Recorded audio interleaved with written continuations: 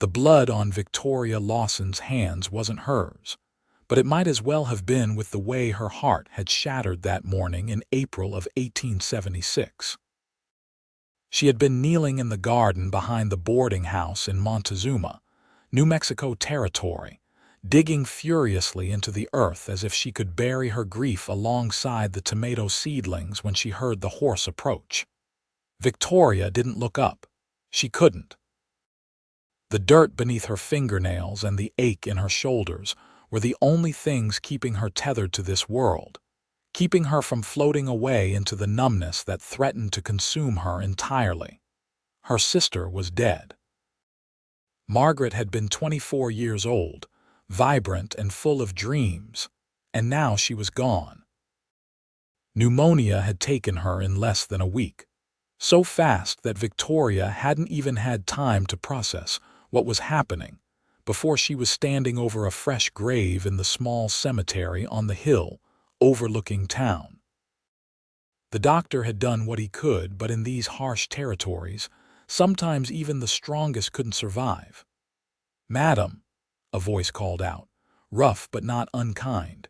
Victoria pressed her lips together and kept digging, her simple cotton dress already stained with soil. She had been 22 when she and Margaret had come west from Boston 2 years ago, following their uncle who had promised them a new life running his boarding house. He had died 6 months after they arrived, a victim of the lawlessness that still plagued these territories, shot in a robbery gone wrong. The sisters had made it work somehow, taking in travelers and cowboys and miners who needed a clean bed and a hot meal. Now Victoria was alone, truly alone for the first time in her life. "Madam, I don't mean to intrude." The voice was closer now. Victoria finally lifted her head, squinting against the bright New Mexico sun. A man stood at the edge of the garden, hat in his hands.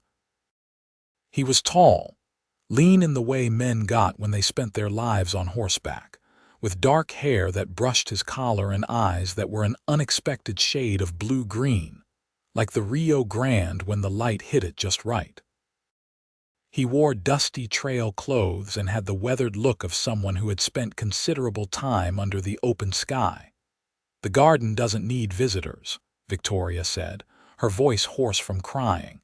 "If you need a room, the boarding house entrance is around front. I'm not here for a room." He took a step closer, and she noticed he moved with a slight limp. "Name's Owen McAllister. I'm a ranch hand at the Double Diamond spread about 15 miles north of here. Was passing through and saw you from the road." He paused, seeming to struggle with his words. "I lost my mother 2 months back. Saw the way you were digging and recognized that particular kind of desperation." Victoria's hands stilled in the dirt. Something about his tone made her actually look at him, really look. His eyes held genuine sympathy, not pity. There was a difference, and she was learning to recognize it quickly. In the 3 days since Margaret's death, she had received plenty of pity. The town ladies had brought casseroles and whispered among themselves about poor Victoria, all alone now. The men had tipped their hats and offered empty condolences, but this stranger, this Owen McAllister, seemed to understand something deeper. "I'm sorry for your loss," she said quietly, "and I'm sorry for yours." He gestured toward the seedlings in her basket. "Those tomatoes?" "Yes. Margaret and I were going to plant them together. We ordered the seed special from a catalog last winter." Victoria felt her throat tighten. She was so excited about them, said they were supposed to be the best variety for this climate. Owen knelt down beside her in the dirt, right there in his trail clothes, and that simple action broke something open in Victoria's chest. He didn't say anything else, just picked up one of the seedlings and looked at her questioningly. She nodded, showing him where she had been planning to place them, and together they worked in silence for the next half hour. The sun climbed higher, and sweat began to dampen Victoria's collar. Her fingers ached and her back protested, but she kept going. Owen worked steadily beside her, his hands capable and sure. He had a horseman's hands, she noticed, scarred and calloused but gentle with the fragile plants. "You do this before?" she asked finally. "My mother kept a garden."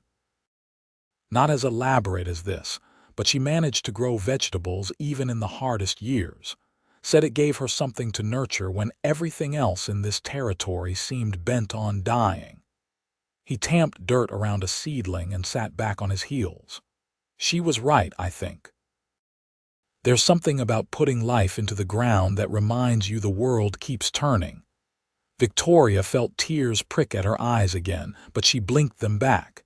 She had cried enough for now. "Where was your mother's place?" "About 60 miles west of here." "My father died when I was 17, and she held onto the small ranch by herself for 8 years after that. Tough as nails, my mother, but the consumption got her in the end." His voice was steady, but Victoria could hear the grief beneath it. "I sold the place after. Couldn't bear to stay there without her. Been working for other people's spread since." "How old are you?" The question slipped out before Victoria could stop it. 26. "You?" 22. She placed the last seedling and began to fill in around it with soil. "I suppose we're both too young to be orphans, but too old to be children. That's about the size of it." They finished planting in silence, and when it was done, Victoria stood slowly, her knees protesting. Owen rose beside her with that slight hitch in his movement that spoke of an old injury. The garden looked better now, the neat rows of seedlings promising future growth. It didn't fix anything, didn't bring Margaret back, but it was something. A small piece of order in the chaos. "Thank you," Victoria said. "You didn't have to do that. I know." Owen turned his hat in his hands, and for the first time he seemed uncertain. "I'll be on my way now. Just wanted to help. Sometimes strangers can do things that friends can't, if that makes sense." It did make sense. Victoria understood exactly what he meant. "Would you like some coffee before you go? It's the least I can offer after you spent your morning in my garden." Owen's face brightened, transforming his rather serious features into something more approachable. "I'd appreciate that, madam. Victoria Lawson. If we're going to share coffee after planting tomatoes together, you might as well use my name.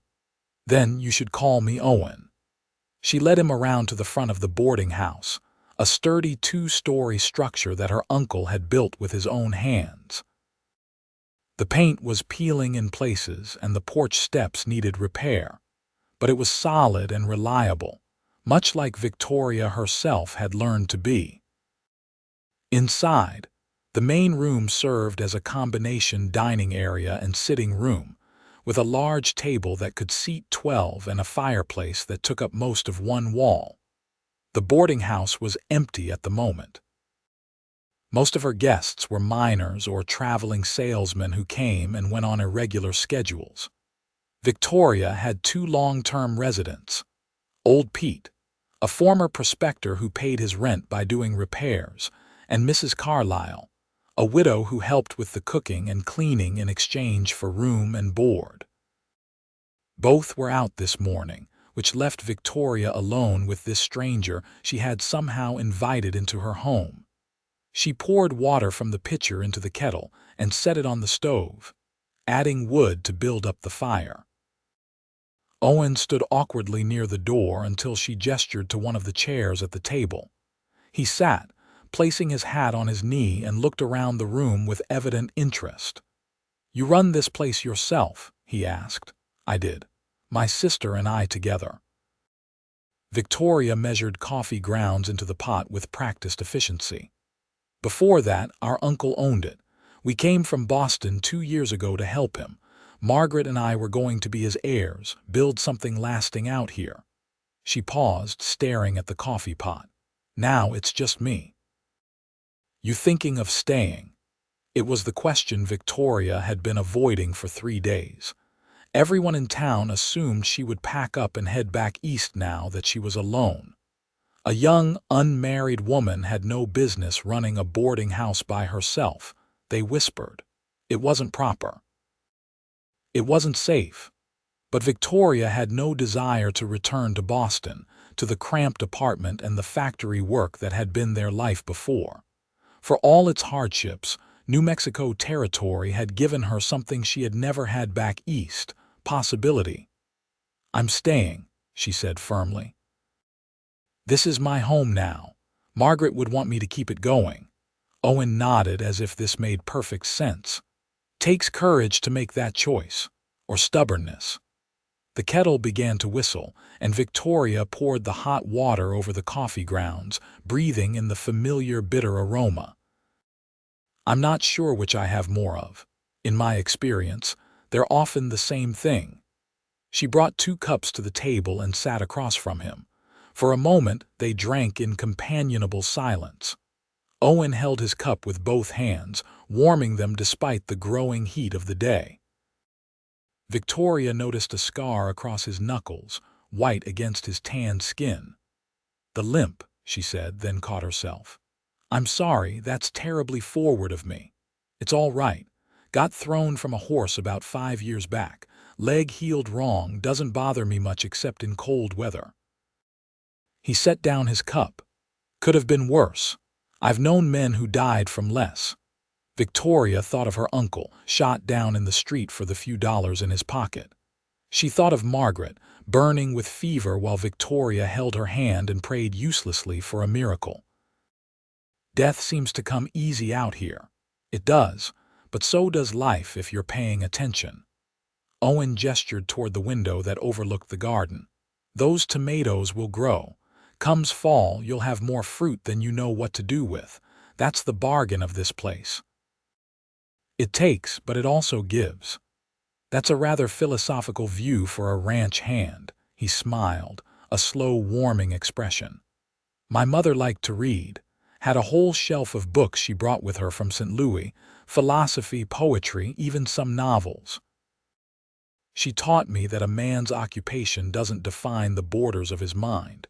Victoria found herself smiling back. "My sister was the same way. She could quote Emerson and Thoreau by heart. Used to read to me in the evenings after all the work was done." The smile faded. "I'm going to miss that. I'm going to miss her voice." "Tell me about her," Owen said gently, "if you want to."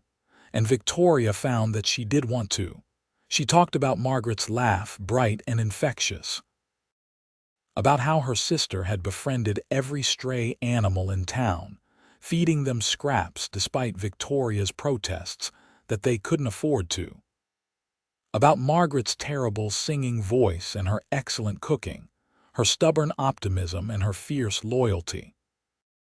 Owen listened without interrupting, his attention complete and genuine. "She sounds like she was remarkable," he said when Victoria finally ran out of words. "She was. And now she's gone, and I have to figure out how to be whole without her." "You don't have to figure it out all at once."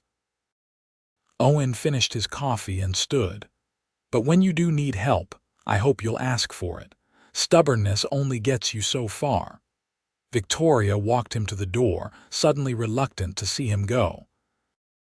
This stranger had given her something she hadn't realized she needed. A moment of peace, a chance to talk without judgment, a reminder that grief was something everyone carried. At the doorway, Owen settled his hat on his head and looked down at her with those unexpected blue-green eyes.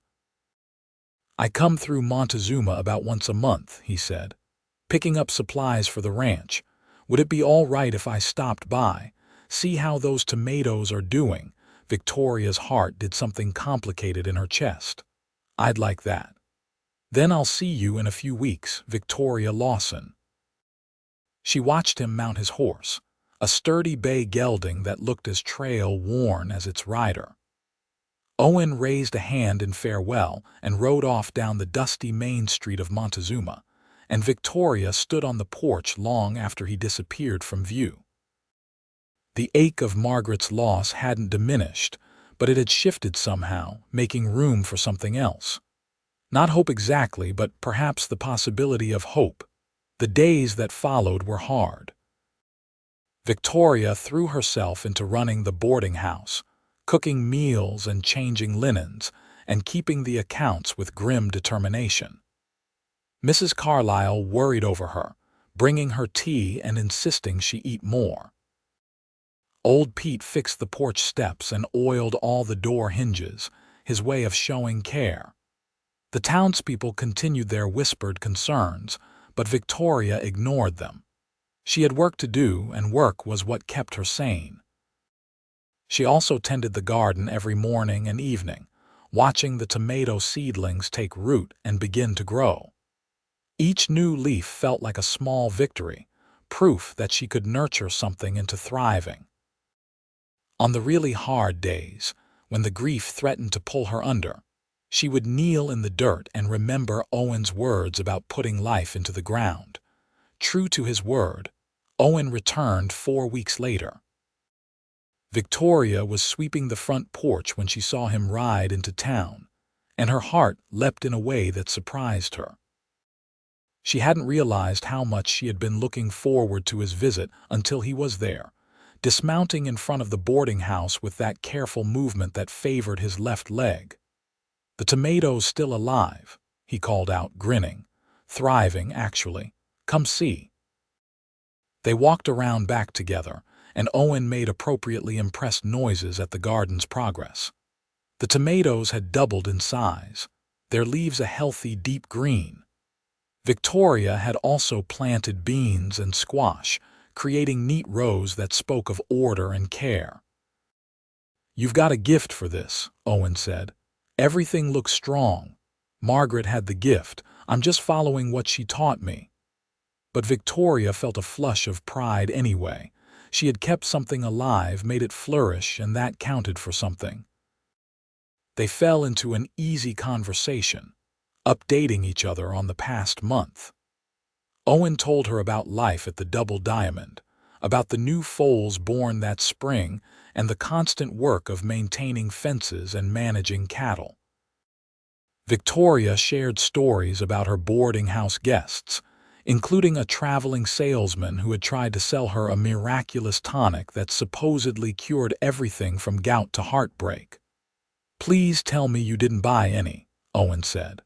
"Of course not." But he was so persistent that I finally told him I'd trade a bottle for a week's rent. He moved on to the next town that afternoon. Owen laughed, a rich sound that made something warm unfurl in Victoria's chest.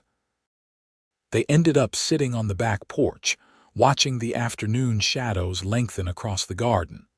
Mrs. Carlyle brought out lemonade and gave Owen a thorough looking over before returning inside with a small, satisfied smile. "I think I've been evaluated and deemed acceptable," Owen murmured. "Mrs. Carlyle appointed herself my guardian after Margaret died. She means well. Must be hard having everyone watch over you." "Sometimes." Victoria took a sip of her lemonade. "But sometimes it's nice to know people care." Owen stayed for dinner that evening, joining Victoria and her small household at the big table. Old Pete grilled him about ranching, and Mrs. Carlyle asked pointed questions about his family and prospects.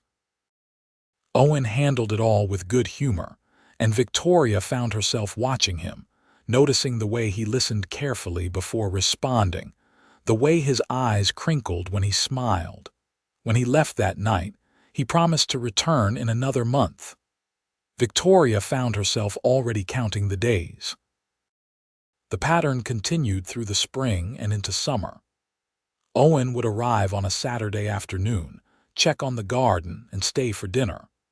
Sometimes he would help with repairs around the boarding house, fixing things that old Pete's aging hands couldn't quite manage. Other times they would simply sit and talk, sharing the kinds of conversations that revealed character slowly, like the steady erosion of stone by water. Victoria learned that Owen had wanted to be a school teacher when he was younger, but his father's death had ended those plans. He still read everything he could get his hands on, borrowing books from anyone who would lend them. He had a younger sister who had married and moved to California, and he wrote to her faithfully every month. He was patient with horses and had a gift for gentling even the most skittish animals. He didn't drink to excess, didn't gamble, and had a quiet strength that Victoria found increasingly appealing. Owen learned that Victoria had taught herself to keep accounts and could calculate figures faster than most men. She played the piano tolerably well and had dreams of maybe adding on to the boarding house someday, making it into something grander. She missed Boston sometimes, but never regretted coming west. She was fiercely loyal to the people she loved and had a sharp wit that could cut when necessary. She was also kind in ways that weren't showy, like how she always kept old Pete's favorite tobacco stocked even though he never asked, or how she never charged Mrs. Carlyle any actual rent, despite keeping up the pretense that she did. The tomatoes ripened in late July, hanging heavy and red on the vines. Victoria made sauce and sold the excess at the general store, and every time she looked at those plants, she thought about the day Owen had knelt beside her in the garden. That moment felt like a lifetime ago now. The raw grief had dulled into something more manageable, a permanent ache rather than a consuming fire. She would always miss Margaret, but she was learning to live with the loss. She was also, though she tried not to examine it too closely, falling in love with Owen McAllister. It happened gradually, like the changing of seasons. One day she realized she smiled more in the week leading up to his visits, that she found herself saving up stories to tell him, mentally cataloging the interesting and amusing parts of her life so she could share them. That she noticed details about him she had no business noticing, like the way his hair curled slightly when he took off his hat, or how he had a habit of running his thumb along his jaw when he was thinking. In August, Owen started coming to town twice a month instead of once, making excuses about needing supplies or checking on a horse being shod at the blacksmith. Nobody was fooled, least of all Victoria. Mrs. Carlyle began making pointed comments about how nice it was to see young people courting properly, and old Pete started referring to Owen as that boy of yours. They weren't courting, not officially. Owen hadn't asked permission or made any declarations. But there was an understanding growing between them, something that didn't need words. It was there in the way his hand would brush hers when they walked, in how she would catch him watching her with an expression of such tenderness it made her breath catch. It was in the comfortable silences and the easy laughter, in the way they had somehow become essential parts of each other's lives. In September, everything changed. Owen arrived on a Saturday morning looking troubled. Victoria was in the kitchen making preserves when she heard his horse, and she went to greet him with her usual pleasure. But one look at his face told her something was wrong. "What happened?" she asked immediately. "Can we talk? Somewhere private." They went to the garden, now lush and productive in the late summer heat. Victoria sat on the bench old Pete had built, and Owen paced in front of her, clearly struggling with whatever he needed to say. "The Double Diamond is being sold," he said finally. "New owners are bringing in their own crew." "I'm out of a job come October." Victoria's stomach dropped. "What will you do?" "That's what I need to talk to you about." Owen stopped pacing and faced her. "I've been offered a position at a ranch up in Colorado Territory. Good pay, steady work. The foreman there is an old friend of my father's." "It's a solid opportunity." "That's good then." Victoria tried to make her voice sound bright and failed miserably. "You should take it, Victoria." Owen sat down beside her, close enough that she could feel the warmth of him. "I don't want to go to Colorado." "Then what do you want?" "I want to stay here, in Montezuma. With you." He turned to face her fully, and his eyes were intense. "I know we haven't known each other long, just 5 months, But I also know that I think about you every moment I'm not with you, that coming here is the best part of my month. That when I picture my future, you're in it always. Victoria's heart was pounding so hard she thought it might break through her ribs. Owen, let me finish, please. He took her hand, cradling it between both of his. I'm not a rich man. I don't own land or have prospects beyond what these two hands can earn. But I'm steady and I'm true, and I love you, Victoria Lawson. I have loved you since the day I knelt beside you in this garden and saw your strength and your grief and your courage. I love the way you laugh and the way you care for people. I love your sharp mind and your kind heart. I love you, and if you'll have me, I want to spend the rest of my life proving it to you. Tears were streaming down Victoria's face, but for the first time since Margaret's death, they were tears of joy. What would you do here? How would you support yourself? Old Pete mentioned that you've been thinking about expanding the boarding house. Building an addition, maybe converting the barn into more rooms. I'm good with my hands and I know construction. I could do that work and then help you run the place. It wouldn't be a traditional arrangement, but nothing about us has been traditional from the start. What are you asking me, Owen? He stood suddenly, and Victoria watched in astonishment as he moved to kneel in front of her, right there in the garden where they had first met. The morning sun cast a golden glow over everything, and somewhere a bird was singing. Owen looked up at her with those blue-green eyes that had become so dear to her, and he pulled a small ring from his pocket. It was simple silver with a small turquoise stone, beautiful in its lack of pretension. Victoria Lawson, will you marry me? Will you let me stay here and build a life with you? Will you trust me with your heart the way I'm trusting you with mine? Victoria didn't hesitate. Yes. Yes, of course, yes. Owen's face broke into the biggest smile she had ever seen on him, and he slipped the ring onto her finger. It fit perfectly, as if it had been made for her. Then he stood, pulling her up with him, and kissed her for the first time. It was soft and sweet and full of promise, and Victoria felt like her entire body was made of light. When they finally broke apart, Owen kept his arms around her waist, holding her close. I was terrified you'd say no. I was terrified you'd never ask. Victoria laughed, giddy with happiness. When did you get the ring? 3 months ago. I saw it in a shop window in Santa Fe and knew it was meant for you. I've been carrying it around ever since, waiting for the right moment. This was perfect. Victoria looked around at the garden, at the thriving plants and the rich earth. This is where we began. It makes sense for it to be where we start our future, too. They went inside to tell Mrs. Carlyle and old Pete, who both acted appropriately surprised, despite the fact that they had clearly seen this coming from miles away. Mrs. Carlyle immediately began planning the wedding, listing everything that would need to be done. Old Pete shook Owen's hand with genuine warmth and told him he was getting a good woman, and Owen better treat her right or answer to him. The news spread through Montezuma like wildfire. The town ladies who had whispered about poor Victoria now whispered about how romantic it all was, a cowboy falling in love with the boarding house keeper. Some people had concerns about the propriety of the arrangement, but most were happy for them.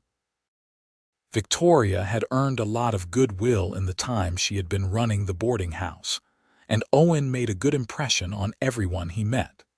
They decided on a small wedding in mid-October, just before Owen's job at the Double Diamond officially ended. Victoria wore a simple cream-colored dress that had belonged to Margaret, altered to fit her smaller frame. It felt right to have her sister present in that way, a blessing from beyond the grave. Owen wore his best suit, which he admitted he had owned for 5 years and only wore to funerals, so it was nice to wear it for a happy occasion for once. The ceremony took place in the small church on the edge of town, with Mrs. Carlyle and old Pete standing as witnesses. The preacher was a kind older man who had presided over Margaret's funeral and seemed pleased to be marrying Victoria under happier circumstances. When Owen promised to love and cherish her all his days, Victoria believed him completely. When she made her own vows, she meant every word. The boarding house hosted the wedding breakfast, with tables set up in the garden under a bright October sky. It seemed half the town showed up, bringing food and gifts and good wishes. Victoria stood beside Owen, his arm around her waist, and felt a happiness so complete it almost frightened her. She had not thought she could feel this way again after Margaret's death, had not imagined that joy could coexist with grief. But here she was, laughing and celebrating, and Margaret's memory felt like a warm presence rather than a painful absence. That night, after all the guests had gone and the boarding house was quiet, Owen carried Victoria over the threshold of what was now their shared bedroom. She had been nervous about this part, but Owen was patient and gentle, and there was such love in his touch that her nervousness melted away. They learned each other slowly, with tenderness and occasional laughter when something didn't quite work as expected. Afterward, lying in his arms with her head on his chest, Victoria thought about how much had changed in 6 months. She had gone from being lost in grief to being found in love, and it seemed like a miracle. The next morning, they woke early and went to the garden together. The tomatoes were mostly finished for the season, but there were still a few late fruits hanging on the vines. Owen picked one and handed it to Victoria, warm from the sun. "Your sister would be happy for you," he said. "I think so too." Victoria bit into the tomato, tasting the sweetness and the acid, the flavor of summer and growth and survival. "I wish she could have known you. Tell me more about her." "I want to know everything." So Victoria did, and over the weeks and months that followed, she continued to share her memories. Owen listened and remembered, and slowly Margaret became part of their shared history rather than just Victoria's past. He would reference things she had said or done, keeping her alive in the way that mattered most. It was one of the many ways that Victoria knew she had chosen well. Owen proved to be as good as his word. He threw himself into improving the boarding house with the same steady dedication he brought to everything. He rebuilt the barn into 4 additional guest rooms, adding a separate entrance so they could be rented independently. He reinforced the main building's foundation and replaced all the window frames. He built new furniture and repaired old pieces, his hands always busy with some project or another. But he also made time for Victoria. Every evening, no matter how tired he was, they would sit together and talk about their days. Owen wanted to know everything: what guests had checked in, what meals she had cooked, what news she had heard in town. In turn, he would tell her about his work, asking her opinion on decisions and valuing her input. They were partners in the truest sense, each one supporting and strengthening the other. As winter set in, the boarding house thrived. Word spread about the clean rooms and good food, about the kind management and fair prices. They had a steady stream of guests, enough to keep them comfortable but not so many that they were overwhelmed. Mrs. Carlyle continued to help with the cooking, and old Pete appointed himself Owen's assistant in all matters construction. The 4 of them formed an odd but functional family. Victoria's 23rd birthday came in January, and Owen surprised her with a piano. It was used and slightly battered, but it was in tune and it was hers. He had saved his wages and purchased it from a family moving east, then convinced 5 men to help him transport it to the boarding house. Victoria cried when she saw it, and that evening she played while Owen sat beside her on the bench, turning the pages of her music. "I haven't been this happy in years," she admitted. "Maybe ever." Owen kissed her temple. Neither have I. Spring came again, a full year since that terrible April when Victoria had lost Margaret. On the anniversary of her sister's death, Victoria and Owen rode out to the cemetery together. Victoria placed wildflowers on the grave and talked to Margaret, telling her about the life she was building with Owen, about how the boarding house was flourishing, about how the garden would be planted soon. "Thank you," she whispered to the headstone. "If you hadn't died, I would never have been in the garden that day. I would never have met Owen. I hate that it happened this way, but I'm grateful for what came from it." Owen stood a respectful distance away, giving her privacy, but when she turned to him with tears in her eyes, he was there immediately, holding her close. They stood together in the cemetery for a long time, honoring grief while also celebrating the life that had grown from it. That afternoon, they planted the garden together for the first time as a married couple. Victoria had ordered new varieties to try, and Owen had built raised beds to expand their growing space. They worked side by side in the warm spring sun, and it felt like a renewal, a recommitment to the future they were building together. In late May, Victoria realized she was pregnant. At first, she couldn't quite believe it. She had hoped for children someday, but hadn't expected it to happen quite so soon. She sat with the knowledge for several days, wanting to be certain before she told Owen. When she was sure, she waited until evening when they were alone in their room. "I have something to tell you," she said, suddenly nervous. Owen looked up from the book he was reading, immediately attentive. "What is it?" "We're going to have a baby. Sometime in January, I think." For a moment, Owen just stared at her, his expression unreadable. Then he set down his book carefully, crossed to where she stood, and dropped to his knees, pressing his ear against her still flat stomach. "Hello in there," he said softly. "I'm your father. I promise to love you and protect you and teach you everything I know. I promise to be the kind of father who shows up and stays, who values your mind and cherishes your heart. I promise to love your mother with everything I have, because that's the best gift I can give you. And I promise that you will always, always be wanted." Victoria's vision blurred with tears. She ran her fingers through Owen's dark hair and felt overwhelmed with love for this man, for the family they were creating, for the life they were living. When he stood and pulled her into his arms, she held on tight. "Are you happy?" she asked. "I'm so happy I don't have words for it." Owen pulled back to look at her face. "Are you?" Terrified, excited, happy beyond measure, Victoria laughed. "All of it at once. That sounds about right." The pregnancy progressed smoothly. Victoria continued to work at the boarding house with Owen hovering protectively and Mrs. Carlyle fussing over her constantly. They told old Pete, who immediately began building a cradle with elaborate care. The townspeople offered advice and knitted tiny clothes, and everyone seemed invested in the health of the baby. Owen became even more attentive, if that was possible. He insisted Victoria rest more, took over the heavier tasks, and read aloud to her in the evenings.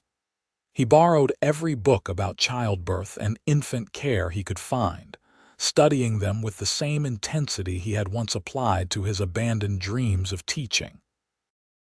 At night, he would talk to Victoria's growing belly, telling stories and singing old songs his mother had taught him.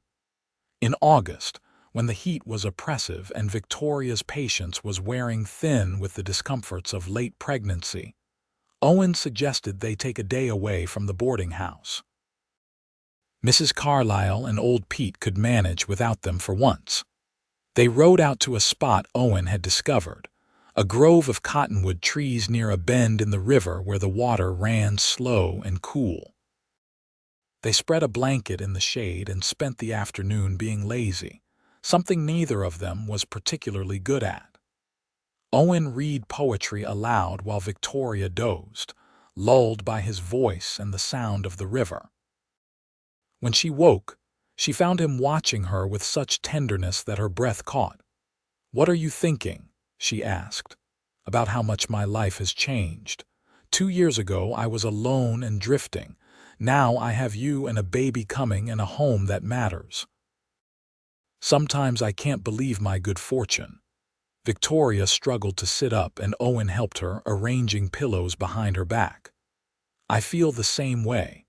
Even with Margaret gone, even with all the hard things, I wouldn't change how things turned out. Is that terrible of me? No, I think it's honest." Owen took her hand, playing with her wedding ring. "We're allowed to be happy even though we've lost people.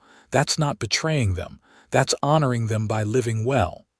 When did you get so wise?" "I married a smart woman. It's rubbing off on me." They returned to Montezuma as the sun was setting, painting the sky in shades of gold and pink. Victoria felt refreshed in a way she hadn't in weeks, ready to face the remaining months of pregnancy. Owen helped her down from the wagon carefully, one hand protectively on her rounded belly, and they walked into the boarding house together. The baby came in the middle of January during a cold snap that had everyone huddled near fireplaces. Victoria's labor started in the early morning hours, and Owen immediately sent old Pete for the doctor and Mrs. Carlyle to help. The next hours were a blur of pain and effort, with Owen never leaving her side.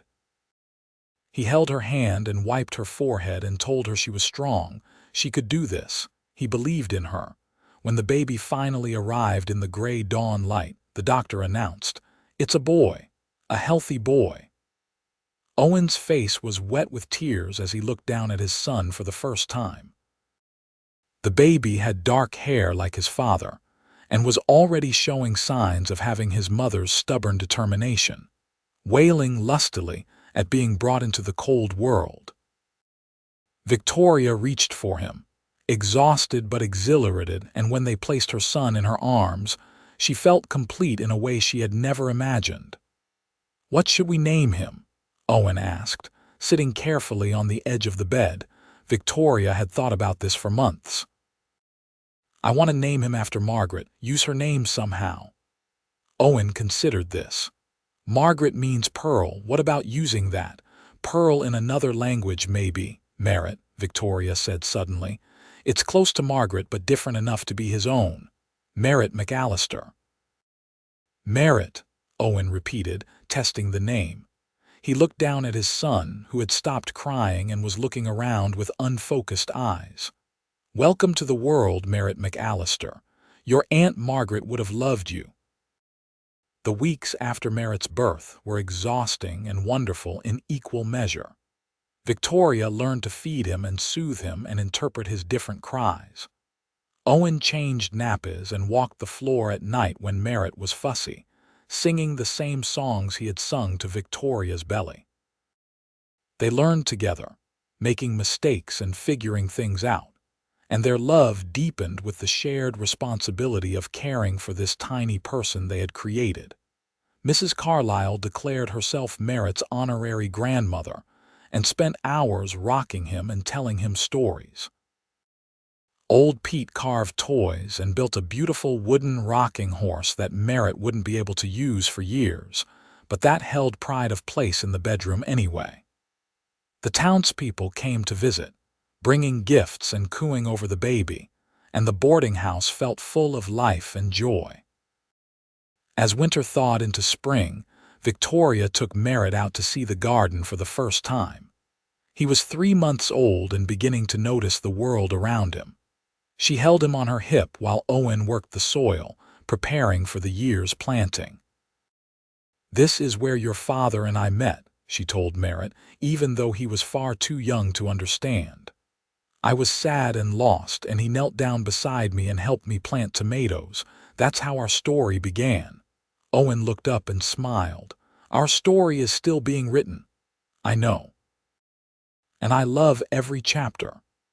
They planted the garden together, with Merritt sleeping in a basket nearby.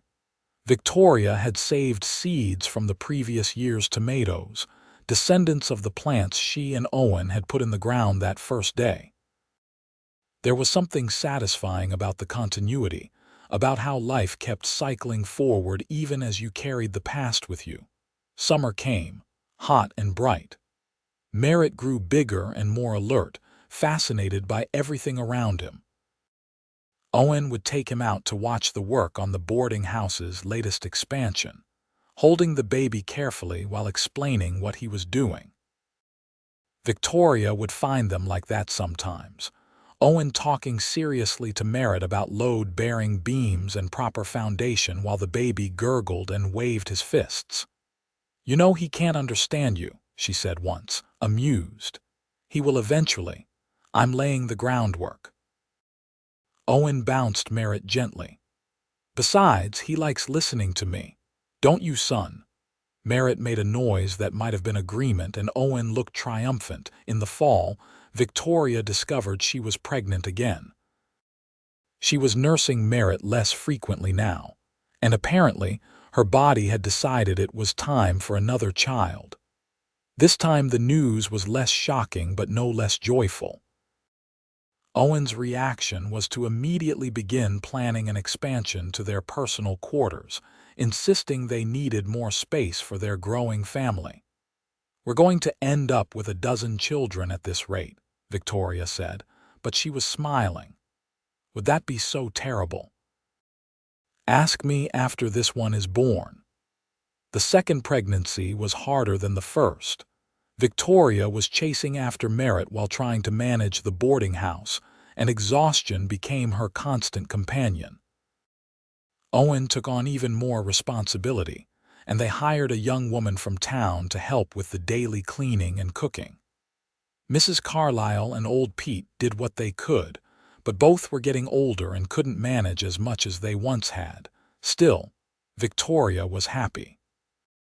Tired and overwhelmed sometimes, but fundamentally happy. Every evening, Owen would take Merritt so Victoria could rest, and she would watch them together, her husband and her son, and feel such a rush of love it was almost painful. When the baby moved inside her, she would place Merritt's tiny hand on her belly so he could feel his sibling, already trying to teach him about being a big brother.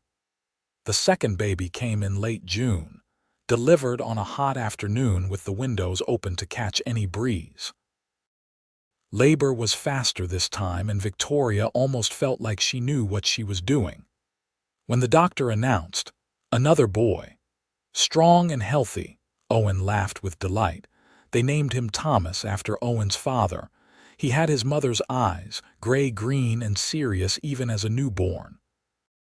Merritt was fascinated by his baby brother, wanting to touch him constantly with his chubby 18-month-old hands. Victoria spent a lot of time teaching him to be gentle, and Owen walked around with a child in each arm, looking both exhausted and deliriously happy. The boarding house continued to thrive despite the chaos of two small children. They had built a reputation for good service and fair dealing, and guests came regularly. The additional rooms Owen had constructed were almost always occupied, and they were making enough money to be comfortable, even prosperous by frontier standards. As Thomas grew from infant to baby to toddler, Victoria felt time moving too quickly.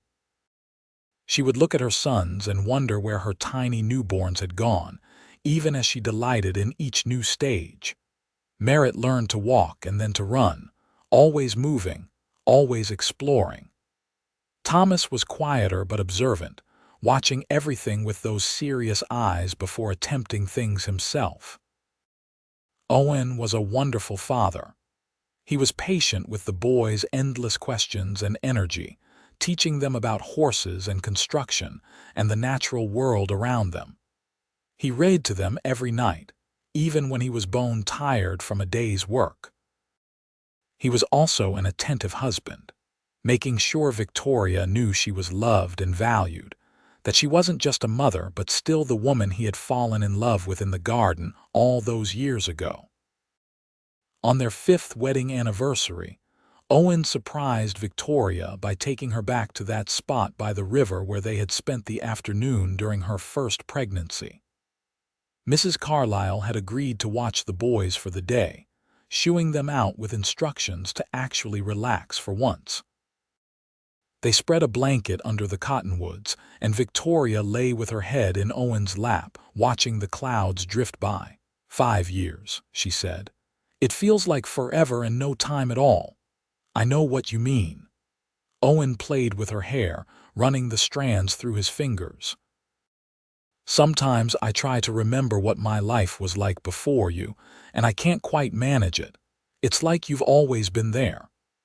That's because we were meant to find each other. You knew it that day in the garden when you stopped to help a grieving stranger. I didn't know it then. I just knew I couldn't ride past someone in that much pain, but I'm glad I stopped. Best decision I ever made. Victoria sat up and kissed him, slow and sweet. Thank you for all of it, for the life we've built for our sons, for being exactly who you are. I could say the same to you. Owen pulled her closer.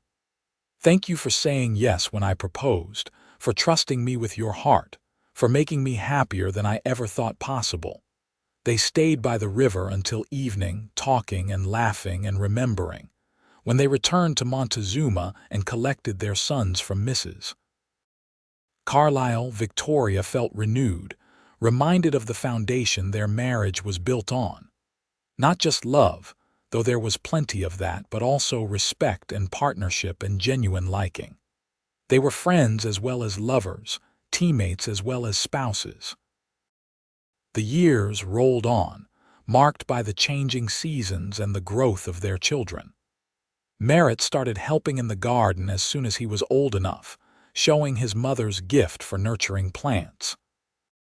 Thomas preferred working with his father, learning carpentry and construction with the same serious attention he brought to everything. They were different boys, but both were loved fiercely and completely. Mrs. Carlyle passed away peacefully in her sleep when Merritt was 7 and Thomas was 5. Her death was sad but not tragic.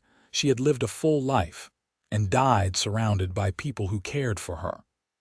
The boarding house felt emptier without her presence, and Victoria missed her wisdom and her occasional sharp-tongued observations. They held a simple funeral, and Victoria made sure to plant a rose bush in the garden in Mrs. Carlyle's memory. Old Pete followed 2 years later, his heart simply giving out one morning. Owen found him in the workshop, looking peaceful, and Victoria cried for the loss of the man who had been like a grandfather to her sons. They planted an oak tree for him, something that would grow strong and lasting, a fitting memorial for a man who had been solid and dependable. With both their unofficial family members gone, Victoria and Owen had to make some changes. They hired more help for the boarding house, bringing in a young married couple who needed work and a place to stay.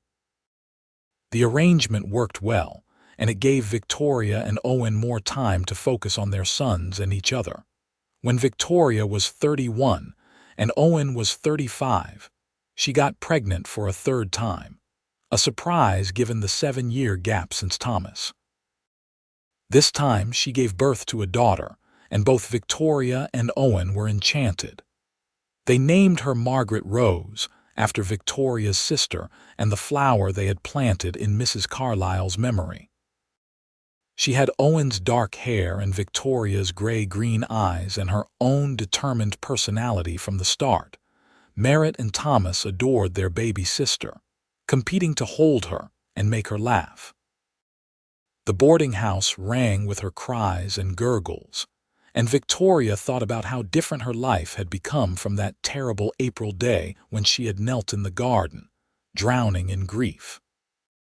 She had a husband she loved, 3 beautiful children, and a business that was successful beyond what she and Margaret had ever dreamed. It was more than she had dared hope for. The years continued to pass, each one bringing new challenges and joys. Merritt grew tall and responsible, taking on more duties at the boarding house as he reached his teenage years. Thomas developed his father's skill with building and started talking about becoming an architect, maybe going to school back east.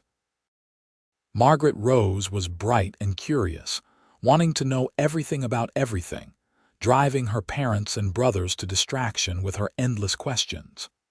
Owen's hair began to show gray at the temples, and Victoria found her own silver strands when she brushed her hair each morning.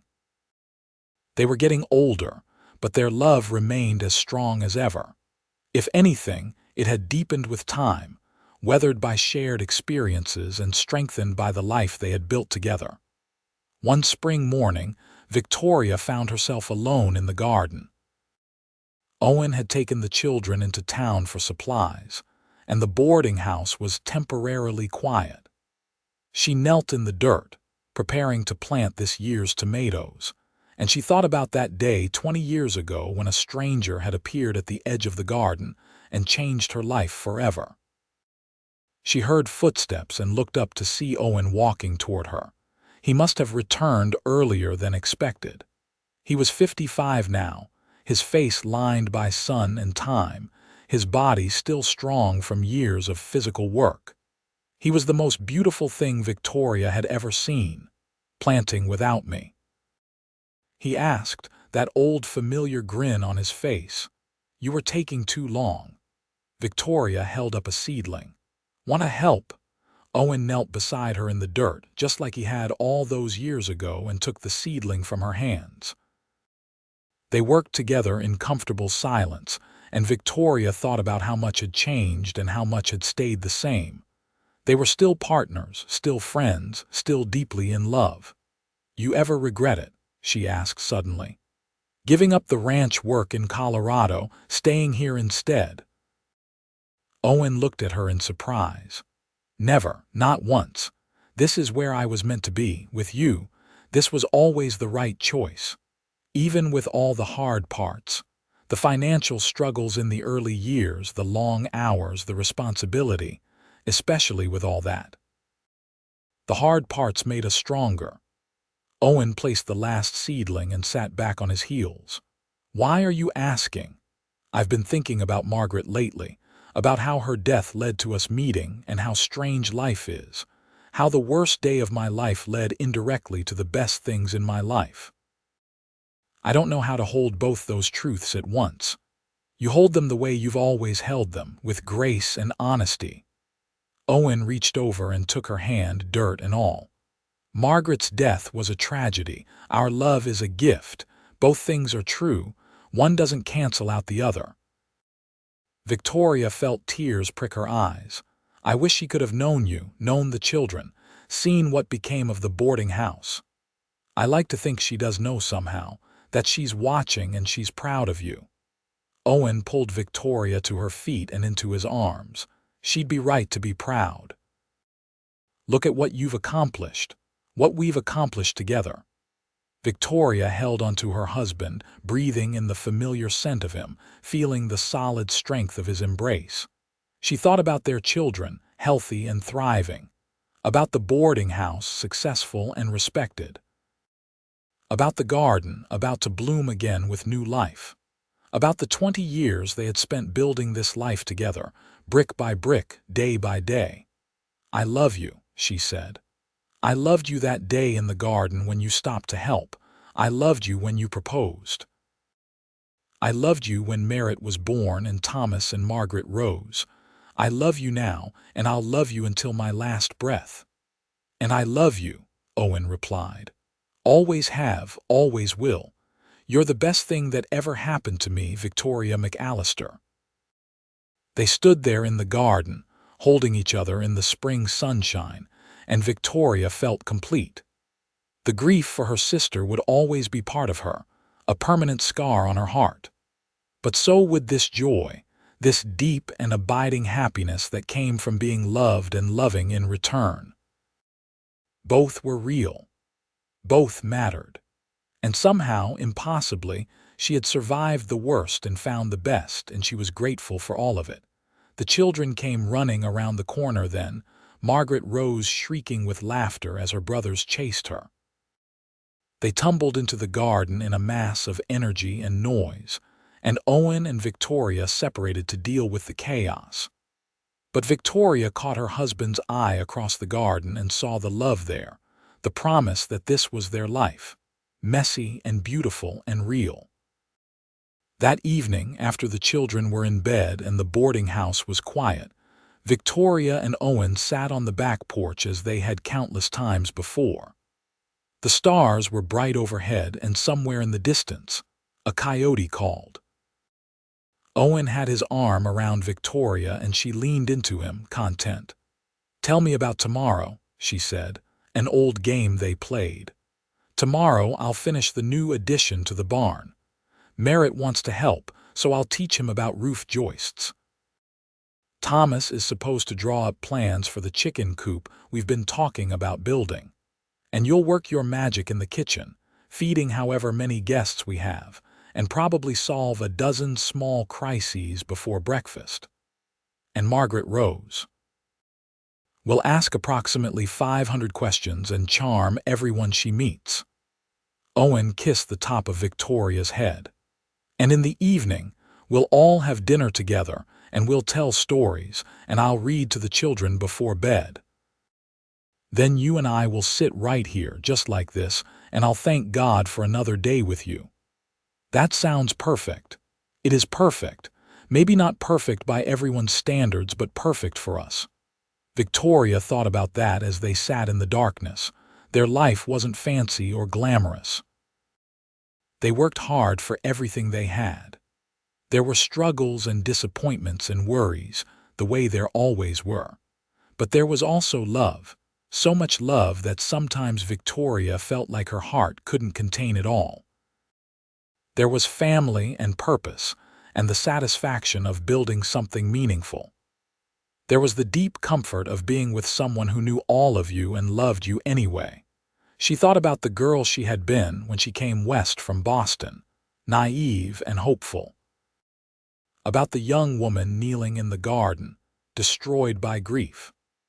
About how Owen had appeared exactly when she needed him, not to fix her but to stand beside her while she fixed herself. About how they had grown together, supporting each other through every challenge, celebrating every victory, creating a life that was richer than anything either could have built alone. "What are you thinking about?" Owen asked. "About how grateful I am for all of it. For you." "The feeling is entirely mutual." They sat in comfortable silence, watching the stars wheel slowly overhead. The years stretched behind them, full of memories, and ahead of them, full of possibilities. They had built something lasting, something that would outlive them in their children and the boarding house and the stories that would be told. They had taken pain and turned it into joy, taken loss and found love. And in the morning, they would wake up and do it all again, together, the way they had been doing for 20 years and would continue to do for as long as they were given. It was a good life, Victoria thought. A very good life indeed. She had knelt in a garden in her darkest moment, and a cowboy had knelt beside her, and from that simple act of kindness had grown everything that mattered. She had been found when she was lost. She had been loved when she was grieving. She had been given a future when she thought hers had ended. And every day, she tried to live in a way that honored both what she had lost and what she had found, carrying her sister's memory while building her own happiness. "We should go to bed," Owen said eventually, though neither of them moved. 5 more minutes. 5 more minutes, he agreed. They sat under the stars for far longer than 5 minutes, neither wanting to break the spell of the quiet evening. But eventually, they went inside, checking on each sleeping child before retiring to their own room. As Victoria settled into bed beside her husband, she felt a peace so profound it brought tears to her eyes. "Thank you," she whispered into the darkness. "For what? For stopping that day. For staying, for loving me, for all of it." Owen pulled her close, and she could hear the smile in his voice. "Thank you for saying yes, for building this life with me, for being exactly who you are."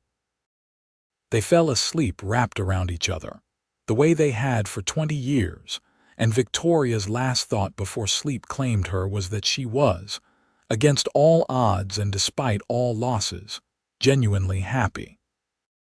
She had been kneeling in the garden in her darkest hour, and a cowboy had knelt beside her and changed everything. It was the simplest story and the most profound, the way all true love stories were, and she would be grateful for it every day for the rest of her life.